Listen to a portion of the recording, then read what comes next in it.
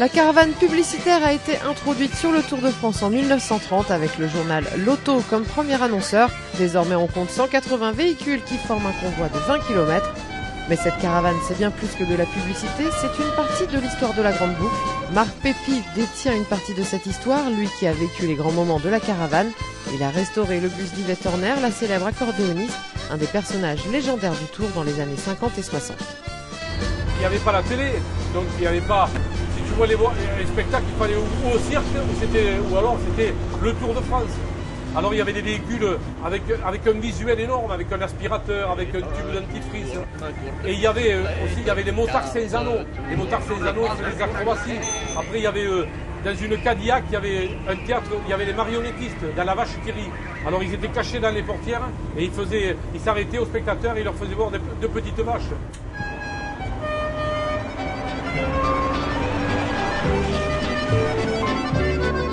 Alors, ce camion, c'est le camion qui suivait Yvette Horner pendant 5 ans, qui précédait Yvette Horner en annonçant aux spectateurs que le soir, il y avait le concert après l'étape.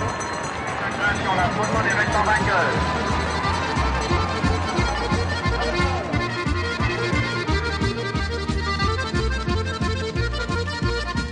Il y avait le concert après l'étape.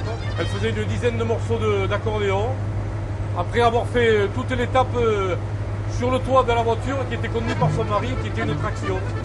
Et les gens attendaient la caravane publicitaire et c'est Yvette Horner qui menait le bal, quoi. Et là, quand tu parlais du Tour de France, tu parlais d'Yvette Horner. C'était